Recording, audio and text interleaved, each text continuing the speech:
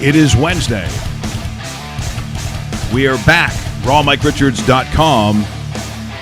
By the way, thanks for all the tweets and the response on Raw Mike Richards' Facebook page, as I basically had a series of tests that I will find out next week. And the answer that we're looking for, just so you know, is to be cancer-free. Declared cancer-free. And so it was a CAT scan, blood test, that kind of stuff. And then Russell just popped his head up almost between Dave Bastel's legs. Look, just because I probably have good news, there is no reason to be celebrating like that. I don't know what happened in Russell's world yesterday that has caused him. So anyway, the results will be next week. We're hoping for good news, and maybe I get the ostomy bag off. There you go. There's some good sports news right there. Bingo. That's what you want to hear. There we go. But thanks to everybody yesterday. It was in the thousands, which I thought was pretty nice. So let's hope that those thousands watch the show, download the show, go to iTunes, stop being so goddamn lazy, and watch the best programming that you can find on the internet, which is this show. Speaking of which, we're going to have probably in about 30 minutes' time the legendary Chuck Swirsky, now the voice of the Chicago Bulls, but as you know, longtime voice for the Toronto Raptors. People still really missing the Swersk, the onions, the salami and onions. Salami and cheese. Salami and cheese. You ever have salami and cheese sandwiches? I have had Have you? in Italy. I haven't had it in a long time. Italy. I'm trying to remember. Spalumbos. If you ever want like the king of the sanguige. They don't have anything like that here in Toronto. No.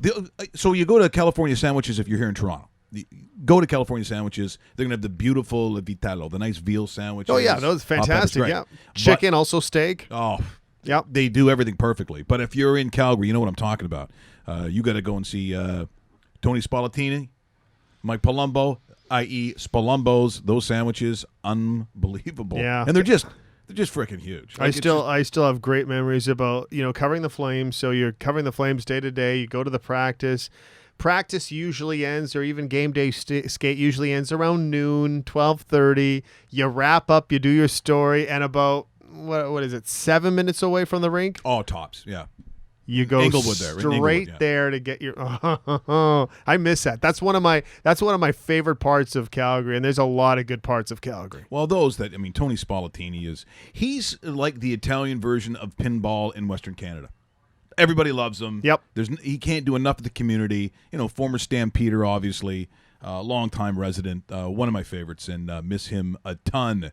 So, once again, Chuck Swirsky, at the bottom of the hour, I will tell you that on Friday, Jim Cuddy from Blue Rodeo going to be in studio, and we're going to actually invite people, if you want to come down here to 234 King Street East, so the Pacific Junction Hotel. We're having coffee available. I mean, look, he's got a lot of fans. If you're a Blue Rodeo fan, come down 234 King Street East. He can sign some autographs for you. You're going to join us in studio. That's a lot of fun. Also looks like Tim White from the Headstones as they start yet another tour.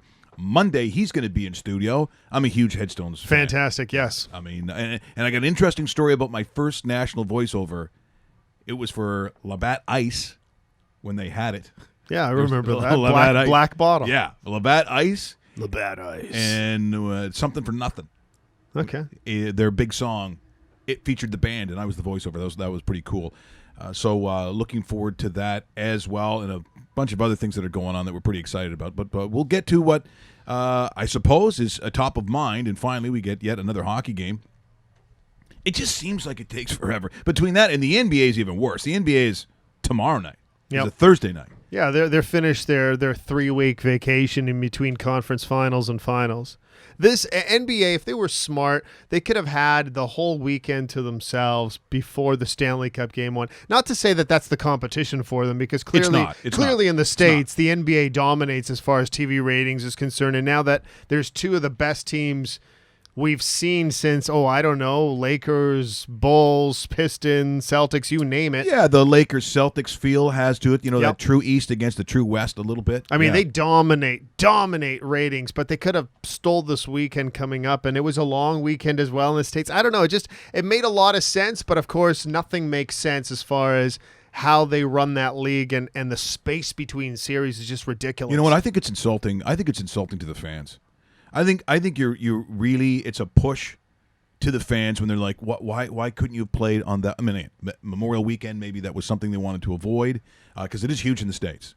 It's a little more, there's a lot of emotion attached to that weekend for Americans, so maybe that was the thinking. But they do this all the time.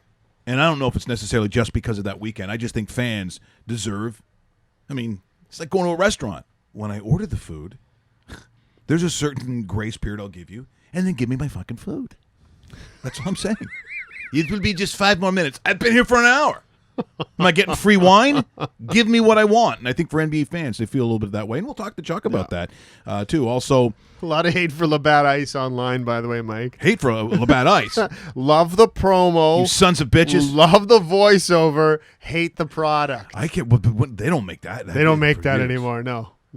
Labatt Ice. Labatt Ice. It's like I think they were just trying to, trying to just shoot ideas. Maybe one of them will stick against the wall. And what was the Molson one with the blue? They called it the original blue, but it was a Molson product. Is that Molson Dry? No. Because Dry's still out there, I think. No, the Molson, because that stuff came out around the same time. I'm trying to think of what is the Molson one. It's not export, obviously. No. It is Molson. No, that still dominates. Someone's going to know. That still dominates the province of Quebec. Brador. And Brador's a beauty. Wow.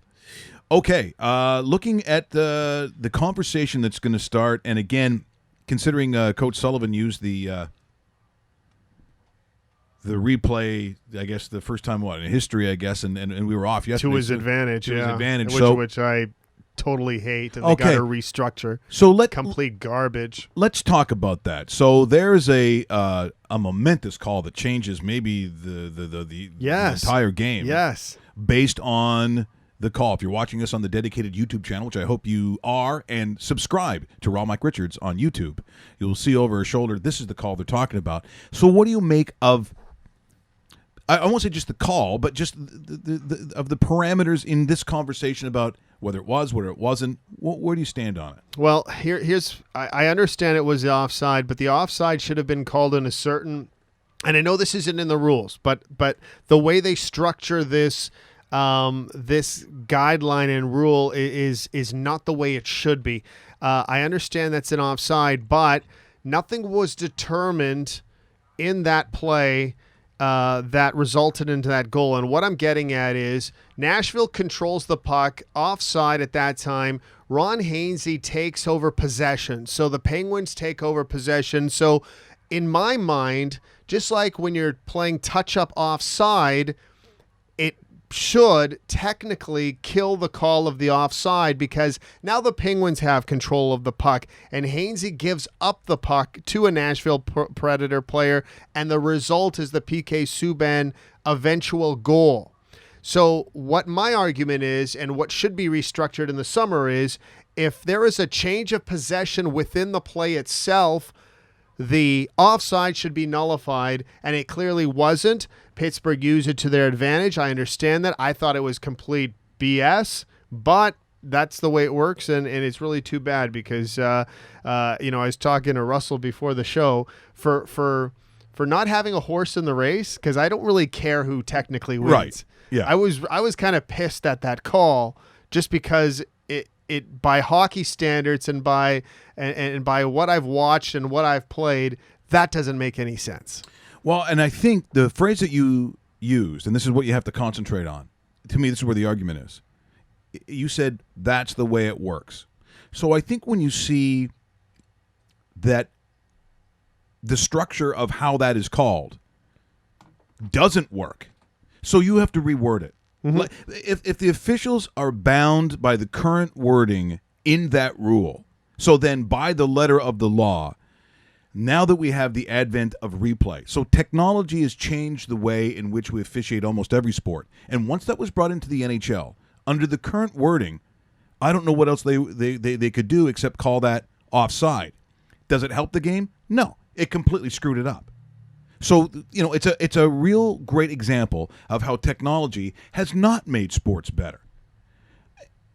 Unless you want to change the wording of possession, in that case, about the footing, both feet being on the ice. I mean, they've got ways of doing it with the competition committee. So that's really what we're talking about. But it's what I've said for a long time. Technology doesn't necessarily make the sport better. We played the sports before we had instant replay. They played football before you saw the first down line. Believe it or not, there used to be a time where you didn't know where it was. How do we know? There wasn't to call whether it was a catch or not, Dave. We spend an infinite amount of time in football. They're saying, well, we want to get it right. Well, if you have 27 cameras and you do it in super slow-mo and you have 15 different angles on to show whether it was a catch or not, you just ruin the flow of the game. Like, I'd rather say, let's spend the time on our officials or the officials of that given league getting it right. Yep. And then going by their word. I mean, which is why, Dave, we go back to a CFL conversation where coaches are challenging pass interference, and it is terrible. And it is, for the difficulty at times the CFL has in keeping flow with 3 downs, this has just killed it, if you ask me. Yeah, it totally has. Go back to the picture for a second. I got something else to say about that, too, while we talk about that. So on the offside and the picture that is being, sent around the last couple of days and what isn't, you can clearly see that the right skate is actually up in the air. Now, the NHL rules, just for anybody that's kind of, questioning that, is the blue line technically will go straight up to the roof. Yes. So it is technically offside. What I don't get about that is, and what part of the rule change should be, is if your foot is up, you're not technically on the ice. So therefore, there shouldn't be that invisible line of the blue line that extends to the ceiling. It should be that technically, like a receiver in football that gets his foot down to mark himself inbounds, if the foot is up, he is not inbounds, and that's exactly what hockey should be as well. And that's another disappointing part I hate about that rule and should be restructured this summer in the Board of Governors meetings. Well, I think it has to, Dave. I mean, if people are talking about it like it was the game changer, you can't have that in the final. And it was early in the game, too, which, it just, the thing is, PK scores that goal, huge momentum shift in that as far as the visitor team strikes first, and we got ourselves a game. We got ourselves a series, and then it's like downhill from there. Because you look at the drought of shots that occurred for the Pittsburgh Penguins. You could argue that the better team that night was the Nashville Predators. Yep. Pittsburgh did nothing for, the second period? Like 0. Not even a shot on goal. 36 minutes, no shots on goal from the Penguins. 36 minutes. Hard to believe. So if I'm looking at tonight. Like 53% of the game, there wasn't a recorded shot by the team that won the game. Murray said he was getting cold. I think he had an extra jacket on, I believe, during that period of time. Oh, you mean Pecorine in the? Pecorine. Yeah, Pecorine. Sorry. Yeah. Yeah. I mean, this is why I think going back to our gambling angle. He would look good with the mustard colored jacket on, though. Well, so do we have to have two teams that have really the same color of uniforms? Both crowds. We're gonna wear yellow tonight. Yeah, I know.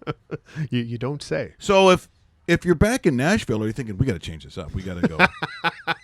You can't go black. I think black makes it look like it's empty. Yeah, it does. It does. So now what do you do? You can't wear white. It can't be a whiteout. Wouldn't look right. No, don't be copying the Jets. No, yeah, copycatters. Don't be doing that.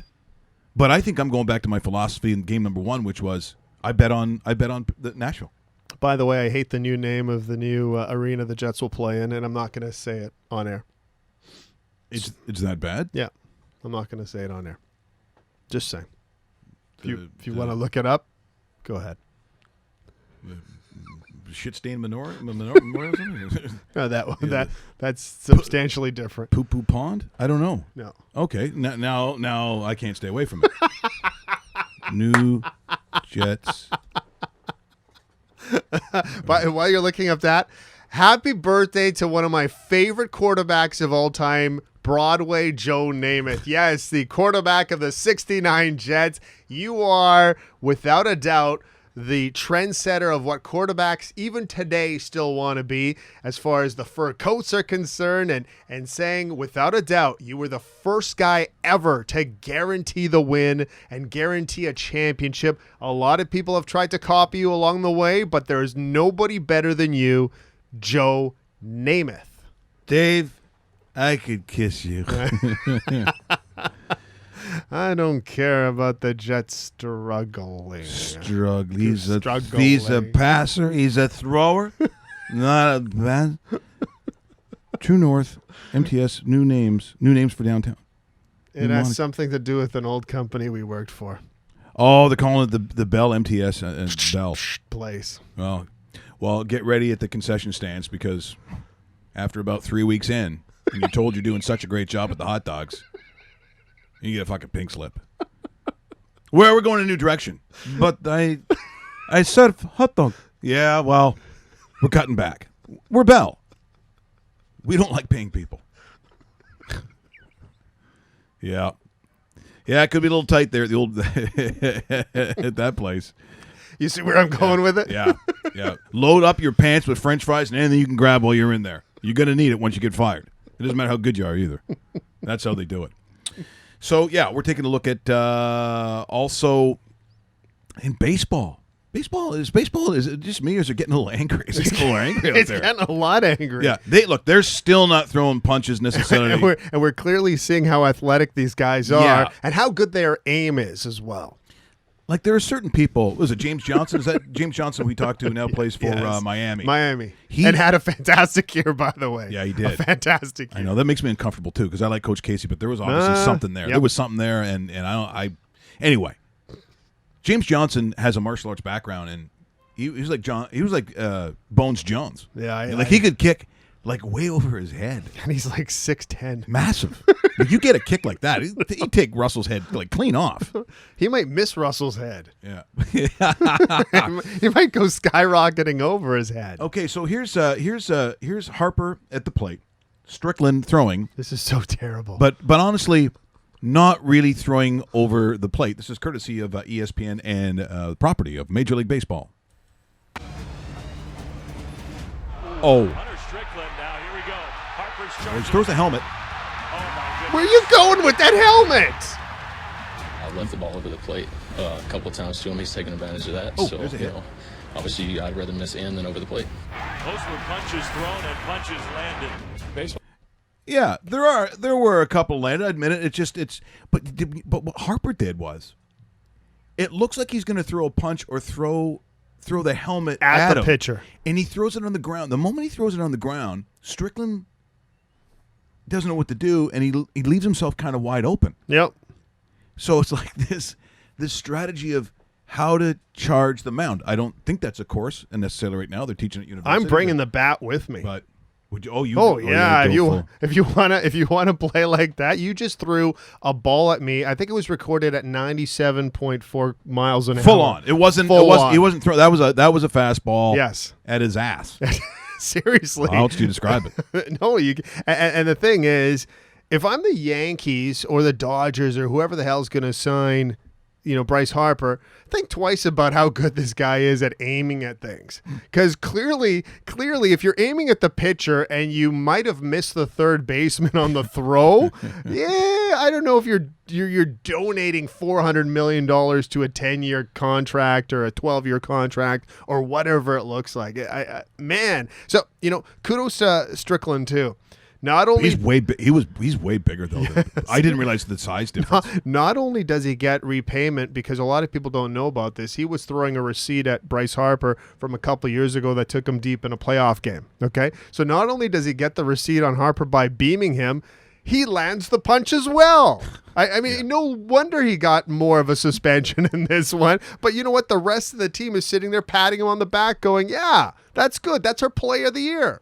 So the question is, if you're in the league, let's say you're a pitcher, let's say you're Jake Arrieta, and you're being interviewed on The Score in Chicago, he sees this. Hold on. Let's. What do you think Jake Arrieta thinks of the circumstance? I don't think anybody's right or wrong. I thought it was awesome. Every once in a while, it's refreshing to see two teams emotionally charged, getting after it, and when something like that happens, versus continuing to chirp and talk about it, why don't you go out there and see somebody? And if two guys want to go see each other, let them be in the middle, let them throw some punches, and then break it up. Well, I'll be honest. If it's my catcher, I want him to wait and give me an opportunity to do a little damage. That is very hockey-like. It Is is. what that was. And when you think about just the number of times we've talked about this year, I'm not saying that it has superseded other years, Dave, in terms of pitchers, throwing at guys. Look, it's been around since the game was invented. I'm sure Abner Doubleday got a couple of beanballs at his head, but it just seems like that it's become more forefront. I don't know.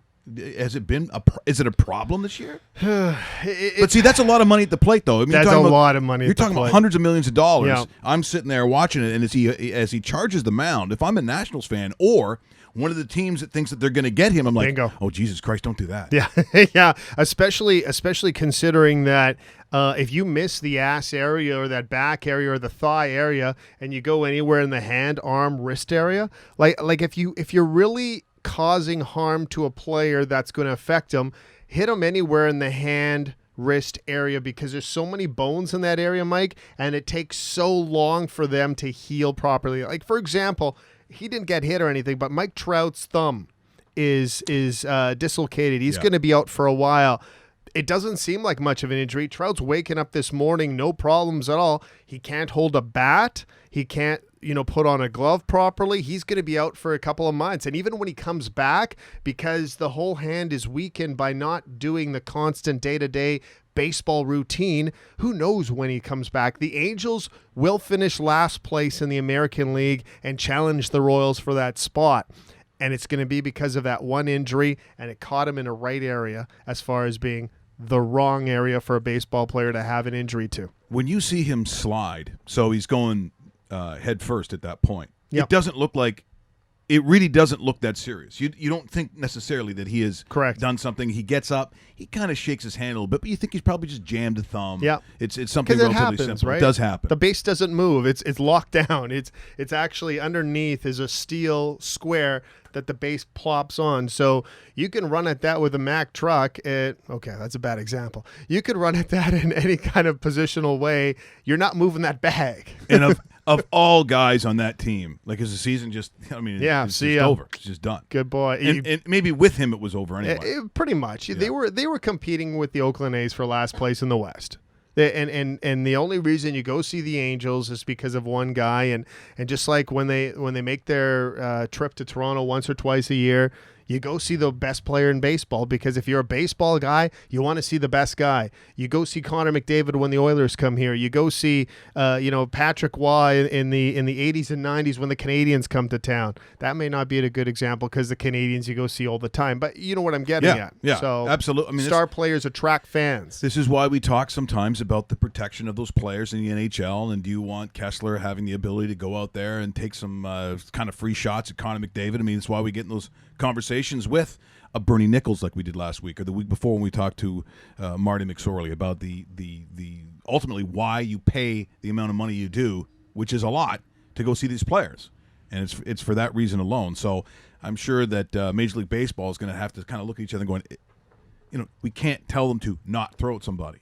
You can't do that. But at the same time, I can't have Russell Graham on the mound chucking balls at Harper Trout's head in case he actually connects on one of those things. That's true. You just can't. It just can't happen. Throw the 50-mile heat. Is that what you got, Russell? You got You know what would be funny, though? So Russell's sitting there throwing, and Trout's at bat, Yeah. and Russell throws, and Trout drops the bat and catches the pitch, in his bare hand. and then rolls it back to him. So do we got anything else we can throw? Is there anyone who wasn't an all-star, a house league all-star select, or whatever you called that? Before we get to Chuck Swirsky, just in about 5 minutes, taking a look at Tiger Woods. So for Tiger, which it happened on Monday when we came out, and Yes. it was called a DUI. So DUI, we normally would just assume that there is alcohol involved. Glug, glug, glug. Yeah, but when you look at what the actual report said, so courtesy of ESPN and I believe it's Jason Sobel, he's asked exactly what was on the report. What does the police report say, Jason? Well, Hannah, it doesn't paint a very solid picture of Tiger Woods. Late at night, early in the morning, on Monday morning, found asleep at the wheel in the driver's seat of his car. Police had to wake him up. He did pass a breathalyzer test, but was considered sluggish, very slow, slurred his speech, and did not pass a field sobriety test, according to the police report that was just now released. And again, as we're just digesting this, he did release a statement really making it clear that this was prescribed medication, that there was not alcohol involved. Does the police report shed any light on that assertion? The police report, according to what Tiger Woods has told them, names 4 different medications that Tiger Woods said he is currently on, all prescription medications. So again, that certainly paints a harrowing picture of what Tiger Woods was doing that night and where he was going. We still don't know that. That is still unconfirmed, but according to the report, as I said, very slow, very sluggish, slurred speech, and simple field sobriety tests. He was not able to pass those. So that is why he was arrested and brought in that night. Once again, courtesy of ESPN, that Jason Sobel. The one thing that might be a little disturbing about that is that if it's DUI and we assume it's the under the influence part is alcohol, then we might have assumed, because I've never heard anything about him ever having drinking problems. Like, there's a lot of guys who have a party reputation. Sure. His reputation had nothing to do with booze and alcohol or the abuse of it. So you'd think maybe he was out. Was he, at a party? Was he, at a function? Something like that, where you think it's a terrible and it's a horrible mistake. But I think what this might read into a little bit, and this is why it might even be worse, is that if he's on 4 different kinds of medication, and I guess it will come out, what we know lately of in this celebrity-driven world, that these guys aren't as happy as we think. Look how many lives have been lost in the last year. Look at the rock stars. Look at from Soundgarden, Chris Cornell. Yep. When Prince came out, like all these that initially came out where we didn't really know what it was, and then behind it, prescription drugs. Almost 90%, it seems to me. Michael Jackson of many years ago. Yeah, it's that celebrity life that we believe is all champagne and caviar, and quite honestly, it's not. And if you're Tiger Woods, whose body is starting to, show age like normal human beings, knowing that emotionally he understood that he was literally the best player and could have been considered the best golfer of all time, has had everything slowly taken away from him. And so we find a sluggish falling. I mean, again, this is under the influence. So the fact that it wasn't alcohol is just one of the charges or one of the influences that make you drowsy or fall asleep or be pulled over by the police.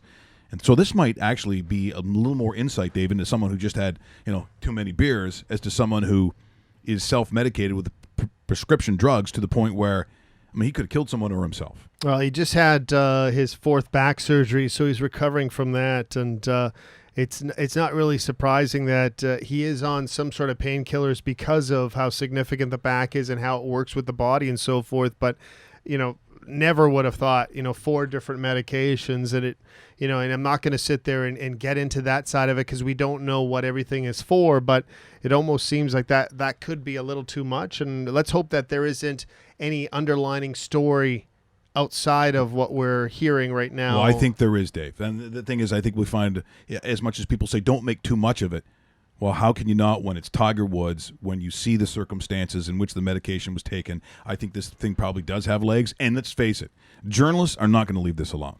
No. This isn't a story that you hear Zsa Zsa Gabor threatening a guy with a 7-iron.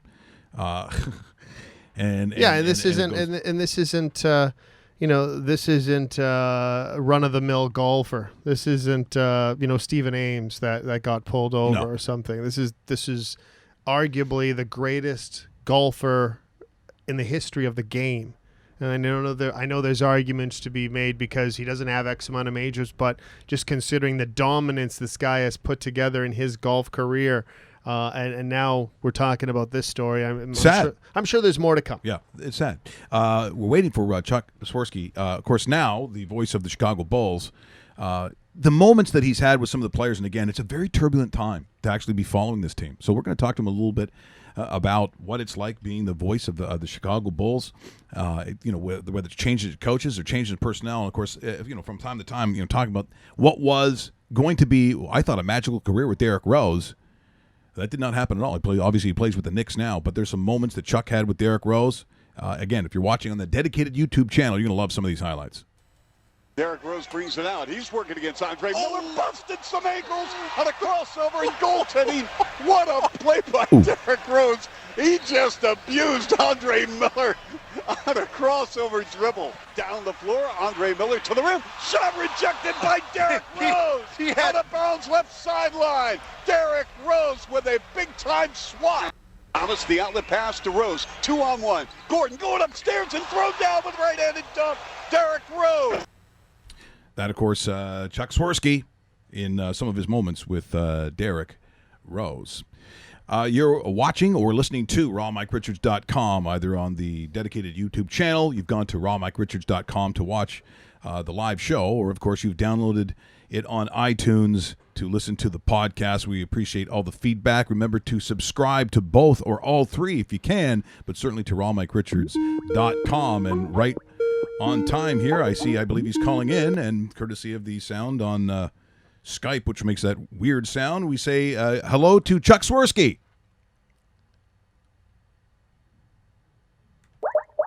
Oh, I think it did it again here. It did that last time too, didn't it? Okay. Listen to that sound. This is Skype. What is this? Is this water? Uh-oh. Okay, let's try that again. All right, Skype, don't make my life miserable here. Come on, Skypey. What phone call was that? Quit it, Skype. Okay, so we'll. This is what happens when you go live, and you know what? He'll call back right away. Wrapping up our baseball story from previous.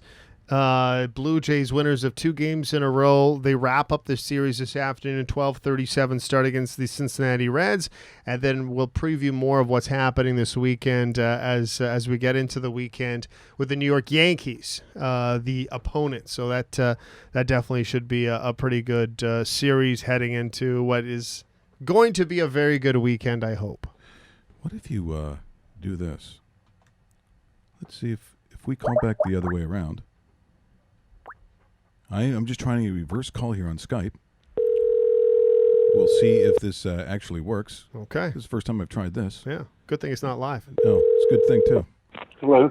Is Chuck Swirsky there, please? Speaking. Chuck, it's Mike Richards calling. Hey, Mike. Hey, how you doing today? Good, thank you. Yeah, is it okay to call now? I was expecting your call. We're just calling on Skype. Do you want me to call back? No, oh, you want me on Skype? No. Wow. We're on right now. I'm just using that as a service. Do you want us to continue on, or do you want me to call you back?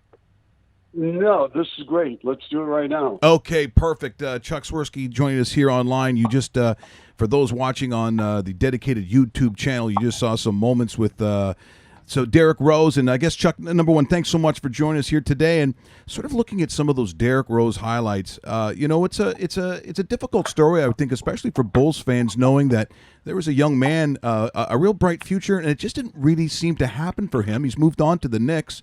What is your take on Derrick Rose? Are we talking about a player that will still reach the potential that many think he has, or what's your comment on Derrick?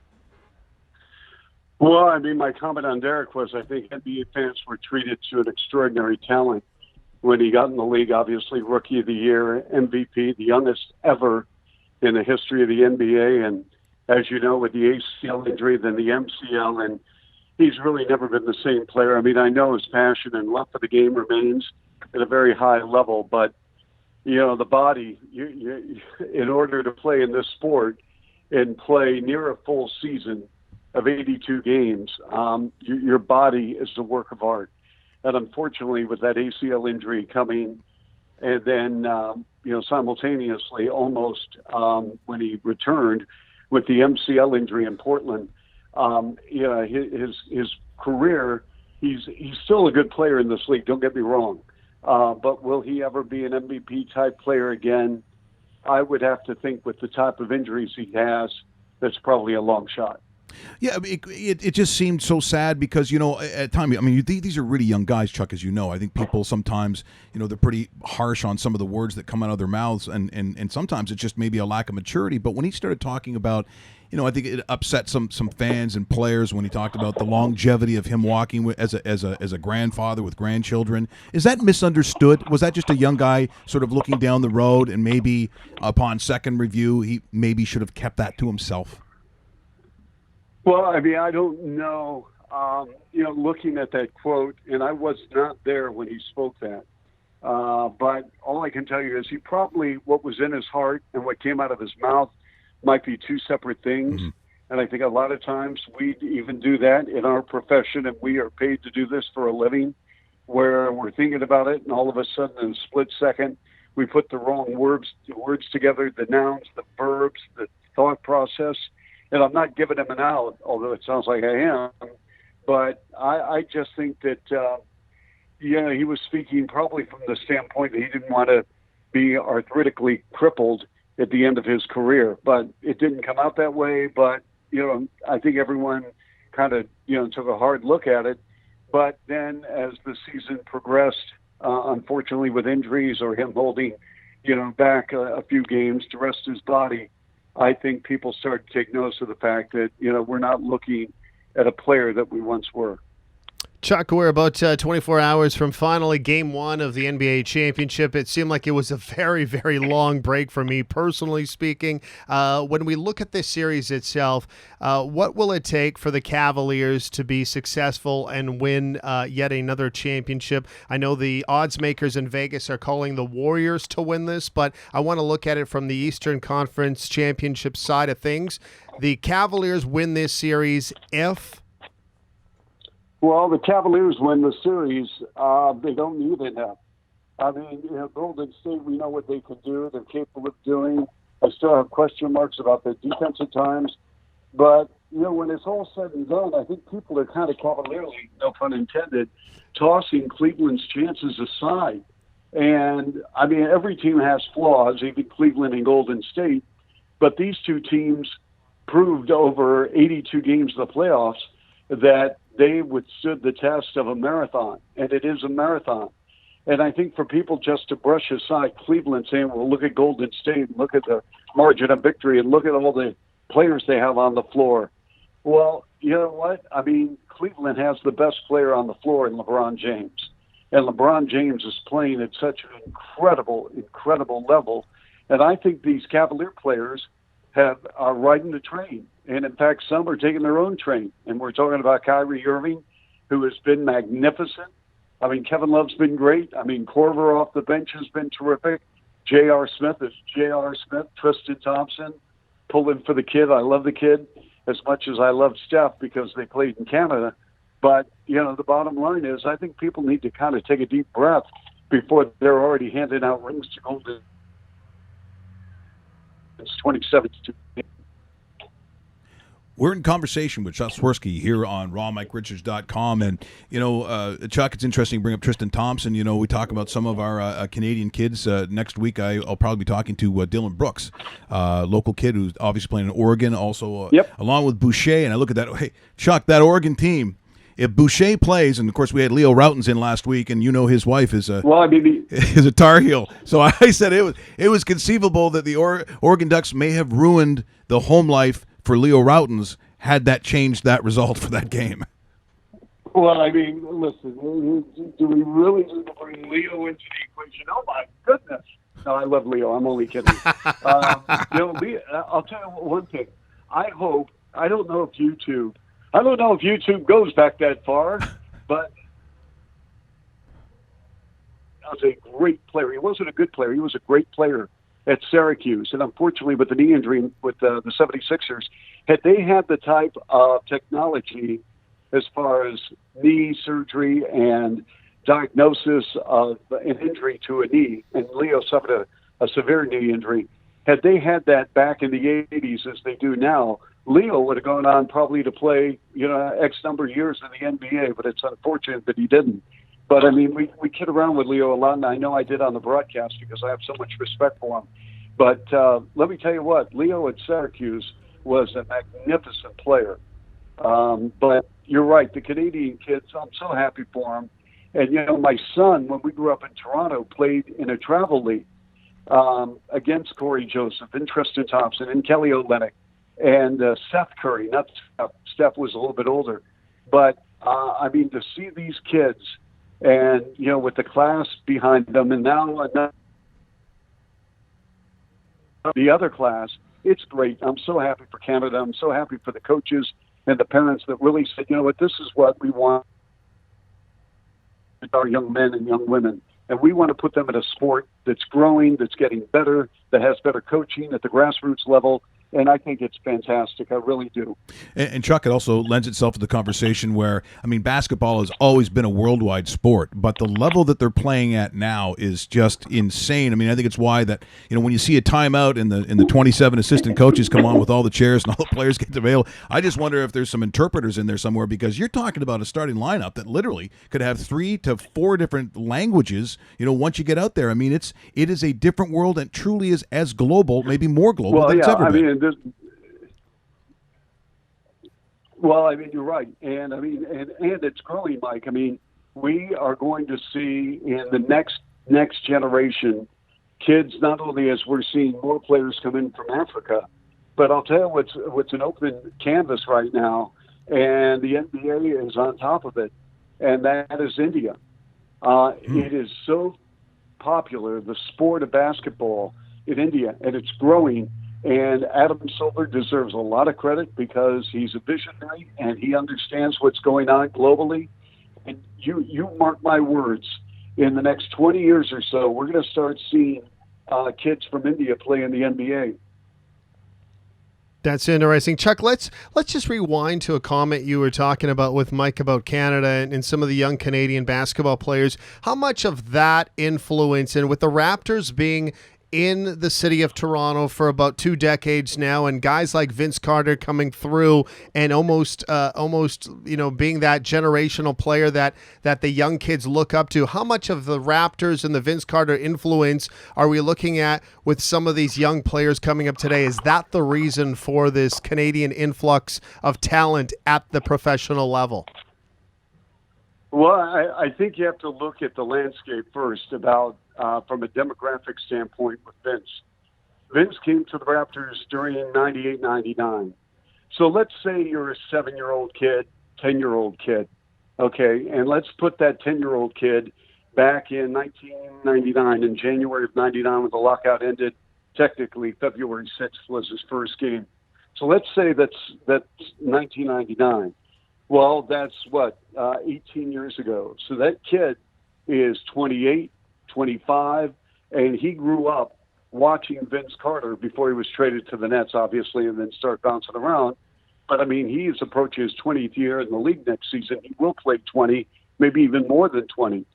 But that young individual, the men and women who saw Vince Carter in 99, and then until he was traded, 2007, is that right? Yeah, somewhere in that range, yeah. 2006, 2007, somewhere in that range.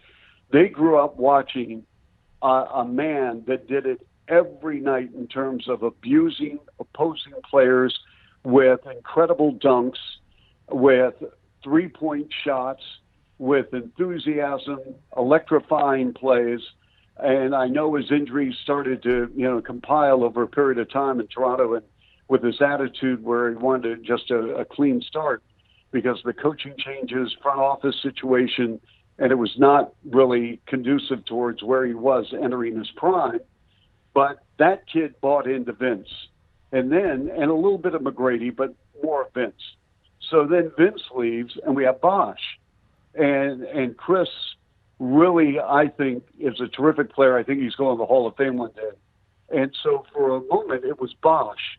But as you know, fans love dunks, and fans love electrifying, spectacular plays. And so then all of a sudden, the Bosh era ends, and you got DeRozan, and you got Lowry. So right now, if you're 6th grade, 8th grade, high school, you may not really have a feel for Vince Carter as a Raptor other than watching, as we mentioned, YouTube, going back, maybe catching one of our broadcasts that are available somewhere, I'm sure. But right now, this generation is a DeRozan Lowry generation. It's funny, you mentioned Chris Bosh, and sometimes, and I don't know why, like to me, he's not a polarizing figure in terms of whether you like or dislike. I always thought he was a very accountable young man. I thought that he each and every night he went out and tried his best with teams where he was obviously the best player, and yet sometimes I hear a disdain about his time in Toronto. And I'll be honest, Chuck, I don't quite understand that. I don't get that. Well, I mean, I don't understand. I mean, Chris came in the league in 2003, and has never said, at least, I mean, maybe you can dial it up, but I don't think he's ever really said anything negative about Toronto or about playing in Canada.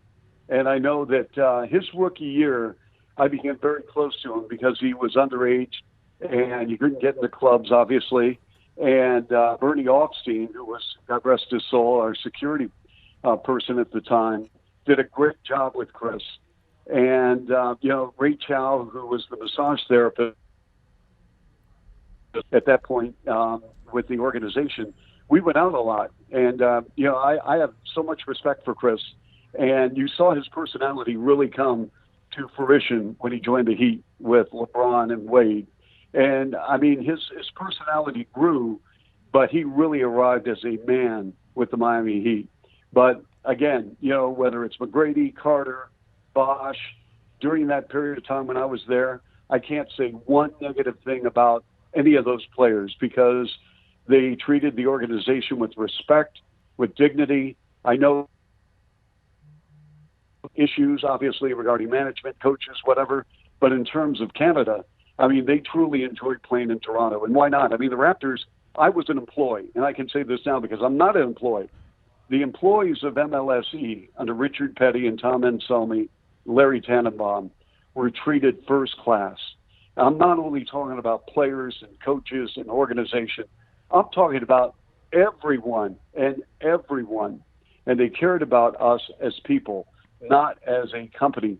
And so the players felt that. And I think that's why they really gravitated towards the organization, and that's why if you talk to McGrady right now, he'll tell you he should not have left Toronto. He thinks they could have gone to the finals 2 or 3 times.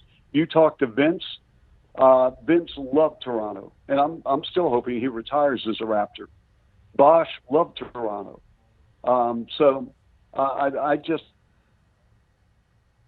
think a great foundation for this generation as they're now benefiting from the fruits of Masai and, obviously Dwayne Casey and DeRozan and Lowry. Well, Chuck, I can tell you the people, they miss their salami and cheese. They miss their onions. They, and I said, just listening to some of the calls that we heard before we got to your phone call, you're basically an honorary Canadian. I mean, I don't know if you feel that necessarily from the fans here, but I mean, you're very much missed, certainly in Toronto, but I would say Canada, and there is a real emotional attachment when we hear that voice. And is that something that you're aware of? Well, I don't know. I mean, I've been gone 9 years, and it seems at times like 9 seconds because of my admiration and respect. I did become a citizen in 2007, and I'm proud to be a Canadian citizen. And I wear the Canadian flag, and I'm a Canadian. Period. I love the United States. I love Canada. I have mutual respect for both countries. But my time in Toronto for 10 years was tremendous. And, I left obviously for personal reasons. And it was not anything to do with the organization or the city or anything connected remotely with the Raptors or the city of Toronto or the country. But looking back on my 10 years, it was great. And I wouldn't trade those 10 years for anything in the world, and I mean anything. Well, Chuck, it's just wonderful we had this chance to spend the time with you, and again, it just brings back a lot of great memories, and as I said, Leo was in here the other day, so it kind of been back-to-back this week, some of our favorites. So we wish you the best of luck, and at some point, boy, we'd sure love to catch up with you again, but it's been wonderful here today, Chuck. Absolutely. Thank you very much for the invitation. That is Chuck Swirsky, the legendary voice, as you know, of the Raptors and, of course, of the Chicago Bulls. Also, apologize. I realize sometimes it says, how would you rate the quality of this call? You don't want to hear from me now, Skype. You don't want to hear from me. Skype. Yeah, but look, it was fantastic, and as I said, I forgot that he became a Canadian citizen. That's It was right. in 2006, I think he said. That's right, and he took that pretty seriously too. Always, waving the flag, so to speak, and a true, an American that came to Canada and fell in love with not only the city but the country. So, cheers to Chuck. He's a fantastic guy, and we wish him all the best. We'll catch up with him during the NBA season as well. Yeah, absolutely. You are watching RawMikeRichards.com on the dedicated YouTube channel. Obviously, hopefully you have downloaded it as well on iTunes, getting the podcast. A lot of comments across the country and some from the United States. And as we go to our chat, and some even further, I got some messages yesterday because there's someone who watches in Poland. Yeah. And listens in Poland. Isn't that crazy? Yeah, that is crazy. So, speaking of crazy, it was a while ago, and speaking of bad, we'll just stick with the NBA here for a moment. So J.J. Barea was playing for, was it Minnesota at the time? yes, it was Timberwolves. And, of course, there was a phone call from Jose Calderon that we received, and it was interesting because it got a little nasty, and apparently in the news now. So J.J. Barea, who's been coaching with the Dallas Mavericks, has now been asked to coach the rest of the season in Puerto Rico. Head coach of the Indios de Mayagüez in the Puerto Rican League for the remainder of the season. You ever play in the Puerto Rican League? I was a center That's what I in thought. the Puerto Rican League. The phone call I thought was going to be warm and friendly. It was not. Jose Calderon and Jose Barrera for the Timberwolves. They joined me in a very interesting conversation. I assumed they wanted to apologize to each other, but it got a little out of hand. Hola, Mike. Hi. It's Jose Calderon. Hi, Jose. Yeah, I seen you last night at the basketball game. And, we really try very, very hard to win all the time. And, Minnesota is it's not easy, And so I'm very proud to be on your show this morning, man. It's very good. Oh, thank you. And Jose, are you there? Hola. Hi, Jose. It's Jose Barrera. Yeah, thanks for joining us on the show this morning. Last night, Mike, he pushed me one time. What? I never pushed you. Guys. No, you pushed me one time, I see. Guys. No, I did not. Yes, you did. No, I didn't. Okay, both Jose's. Yes, you did. No, let's talk about last night's game. Well, no, sometimes you play teams like Toronto. Right. And they push. Well, no. I told you I never push you, man. Guys. You push me. No, I didn't. Yes, you did. Just shut up. Cállate, man. Hey. No, you shut up. Guys, can we just please apologize? What? Just apologize maybe to someone. I'm sorry. There we go. No, I am sorry too. I am sorry. Oh, good. I am sorry more. Oh. No, I am sorry more. Yeah, that was a phone call that didn't go as well as I had hoped. See, as soon as you started talking about the apologies, I thought, okay, eventually this is going to be worked out. But but clearly the other guy wanted to re-up and upkeep the apology. I see where he's coming from. Looking at the NFL here today, we talked about Colin Kaepernick yesterday, and look, these are moves that teams are making. If it ends up being Seattle, then I think it's a fit. I don't think it's expensive, and I think the whole thing works. Whether it doesn't or not doesn't necessarily impact the direction that organization is going. But if you're the Oakland Raiders, and a lot of times when I hear players leverage whether a contract should be done or not, it gets on my nerves. There's a part of me that says, is there a fairness into dragging that conversation and negotiation as it gets closer to OTAs, as you get closer to actually breaking camp, having rookies come in, and using that against the team, the fact that it hasn't got done.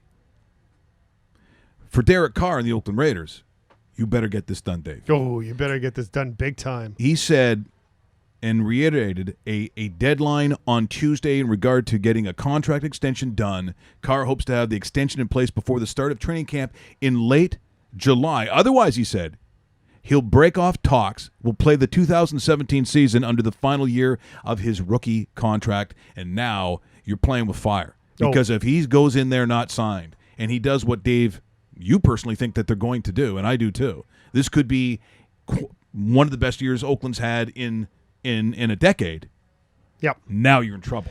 When we talk about windows, and we bring up the windows with the Toronto Raptors and LeBron James is still in his window of championship style of play, you're looking at that conference, and we're talking about the AFC right now. New England has a 39-year-old / 40-year-old quarterback named Tom Brady, who is arguably the second best quarterback of all time behind Joe Montana, but he's about to leave.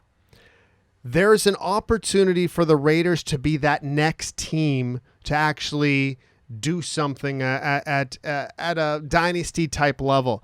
And Derek Carr is the reason why they'll get to that point. They have to get this guy signed, and they have to get him signed now, because pretty soon the $25 million to $30 million that he's going to be asking for is going to go up to $35 million or $40 million. So get it done now at multi-years and kind of figure out the situation, because they need this guy even for the move to Vegas, because guess who's going to be on every single poster when the Las Vegas Raiders come to town and they're selling hopefully 70,000 seats and luxury boxes and making appearances at casinos and doing this, doing that. This is your face. This guy could be the possible face eventually of the NFL. The Raiders have to get this guy done, and done now. Yeah, and the kind of Raider getting the attention, very different than other Raiders of the past. It's true. He's perfect for them. And just to reiterate, and this is what he's saying, because it's not so much about me, and this is why I say this situation is a little bit different. The pressure of the team, therefore, the team going, why are you dragging this so far? He's saying, let's negotiate now, because I don't want to be distracted once we get into camp. He said the one thing, he said, this is what I'm driving at. He said, to make sure I'm giving everything that I have with my abilities, making sure that we win, and I don't want anything distracting the process at all. I don't want to deal on anything that's not helping me focus on winning. And if you look at his history, when you look at what he is, I think he is an accountable guy. Sometimes you wonder, okay, who's his agent? Is it, who's the piece of work? I don't know if it's Scott Boras. I don't think it is Scott Boras. But very often, if a name like that comes up, you're like, okay. Yeah, I see what's going on here. It's something outrageous. It's the blueprint. It's a playbook we've seen before, and here comes the man that puts everyone in an awkward position. I don't believe that to be true at all. And if it is, as I said, I haven't seen that name show up. No, but it's somebody. Tim Younger. Okay. Yeah, that's his agent, and he said talks have been ongoing, but they're saying get it done. Yeah, get it done. And I don't blame him. And he's the one guy who actually can make that legit claim, and you better get it done. Yeah, and it'll be interesting to see if the Raiders can get that done, because they should, considering what that guy means franchise-wise and moving forward. So getting a lot of great comments online, Mike, about the Jose calls, and now we're getting a little bit of a trend of when is Al Montoya going to start calling the show? I was thinking about that the other day, because you realize it's Ron Mike Richards. And Al can get a little bit blue. Al can be a little blue. Now, the reason that Dave is getting this, now you're doing this via our... Yes, it's our live chat. So basically, when you're watching our program online on YouTube and at rawmikeriches.com, on the right-hand side, people that are watching the show could interact with me. And there's a lot that I can't get into right now, but there's a lot of great stuff. And we always, give shout-outs where we can. And you know what? Thanks for not only listening to us, but adding comments, suggestions. We're building this show up from the ground up, and we're getting a lot of great feedback, and it's people like you that are helping us decide, you know what, that is a good idea. We got to do that. We forgot about that, because there's a lot of stuff. This guy has a lot in his repertoire, and sometimes, you forget more than some people have learned, and that's just the way it is. Because I'm borderline crazy. I talk the crazy talk. What's not crazy? Friday, once again, Jim Cuddy from Blue Rodeo going to be in studio. If you want to come down, if you're in the Toronto area, or maybe you want to fly in, it's up to you. 234 King Street East, the Pacific Junction Hotel. We're going to have coffee early. You'll be able to meet Jim if you want an autograph. He's one of the Canadian, again, iconic musicians. And a pretty good hockey player, too. Well, it's called the Juno Cup, so we're going to talk about that as well. So he's got that going on. Get invites to it, too. Speaking of Canadian music, Tim White from the Headstones, as the Headstones get ready to go out and tour again, going to be in studio on Monday, and I think we're going to have a Doug Gilmour sighting as well. Oh, that's going to be good. Yeah. Some breaking news before we go to Buffalo Sabres right now. There has been rumors about who their new head coach will be. Well, general manager Jason Botterill has interviewed Bob Budner. He's the former Spitfire head coach. He was an assistant with the San Jose Sharks. He's basically one of those guys that you look at is the next generation of head coach. So Bob Budner could be heading down to Buffalo. We'll know more about that today, maybe even tomorrow. Before we go, I know Russell wants this. You're dying to get the story in. If you're watching, please see the picture. So this is Councilman. What's his name again? It's he's from the Niagara region here. I got to get his name. The last name is Andy Osapetrowski. They call him Randy Andy because I guess there was a text that they thought was out of line. I mean, come on, really? But then the official account that he uses with as a counselor on his email, apparently, porn was seen. Uh-oh. Porn. It was outrageous. A girl who was sitting on a fire hydrant, legs open. Oh, yeah. And the reason he said, someone got into my email account, and they must have been using it for porn. He goes, that's terrible. It's porn. Come on. I mean, and honestly, the excuse you come up with is, I lent it to Russell Graham, and all of a sudden there was all this stuff on here. I could see that. Yeah, maybe maybe that's what happened. Maybe Russell, that's why you want the story out there. Poor Russell in his porn-loving ways. Russell, I hear noises. Leave me alone, Mom. Oh, and by the way, someone said Mark Davis. You go, dude, do you think he'll stand out when they go to Vegas? Do you think it'll be weird him walking up and down? No, it's Vegas. No. The more freak-like you look, and he's got that Mark Davis haircut might actually go over well in Vegas. Don't you think, and now you bring this up, that there'll be a stadium, if there's a bowl-cut wig like that, if you're getting the blonde Mo or the blonde Pete Rose, yep, aren't you getting it for the game? Absolutely, you are. They should get some now. There should actually be, like, when they move to Vegas, they should have barbershop area in the stadium where you can get your complimentary Mark Davis haircut. Yeah, I think it's a great promotion. I would do it. Mark Davis, please. But if you have the black hair, you're going to look like Mo. Davis me up. Yeah. Just saying. And it's free. Yeah. I think that's one of the few times. Should probably get a bowl of soup, too. Yeah. Oh, poor Mark Davis. He's going, why is everyone on me? I honestly thought this looked good. What? It doesn't. Just become best friends? Yep. You want to go do karate in the garage? Yep. It's time! Once again, would like to thank the legendary Chuck Swirsky, and I forgot, Canadian resident. He's got a Canadian passport, dual citizenship, for joining us here, the voice of the Chicago Bulls. A reminder that on Friday, as we said, Jim Cuddy from Blue Rodeo going to be in studio. I'm trying to get him to bring his guitar in, do some stuff, sing some songs. So far, he may not want to do it. Let's get ready to rock. Tim White of the Headstones also going to be on Monday. Look forward to seeing you tomorrow. Thanks for joining us. Remember to subscribe to rawmike richards.com. See you tomorrow.